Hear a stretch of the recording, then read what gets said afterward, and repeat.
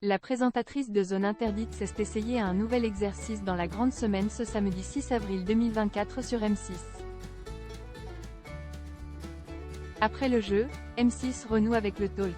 L'une de ses seules tentatives au XXIe siècle, qu'empêche tout le monde de dormir, remonte déjà à 16 ans, 2006 à 2008.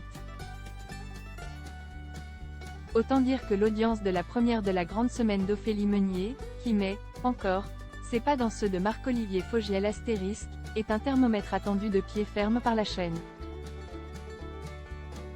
En investissant dans une case morte, la direction espère en effet enrayer la chute abyssale de ses audiences le samedi. Début très timide pour la grande semaine, sous les 5 points de part d'audience.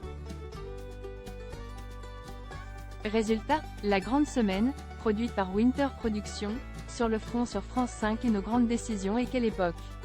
Sur France 2. A fédéré, pour sa première, 396 000 téléspectateurs entre 17h33 et 18h35, soit 4,4% du public, 7,8% des femmes responsables des achats âgées de moins de 50 ans, FRD à 5 ans, et 8,8% des 25 à 49 ans. La deuxième partie, elle, a diverti 453 000 téléspectateurs entre 18h43 et 19h31, selon Médiamétrie. Cela représente 3,8% de l'ensemble du public âgé de 4 ans et plus.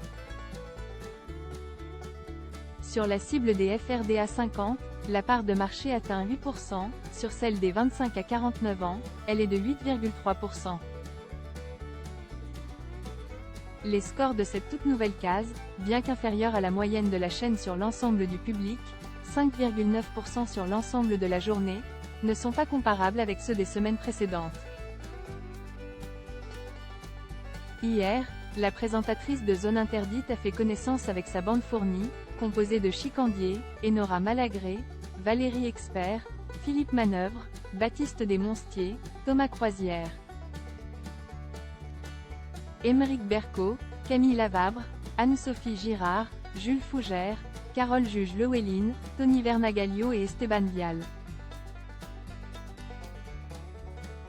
Ensemble, ils ont notamment évoqué l'actualité de Victoria Beckham, le salon du barbecue, l'affaire autour de l'influenceur controversé Laurent Billionnaire et fait réagir leur invité de la semaine, l'acteur et humoriste Elie Semoun.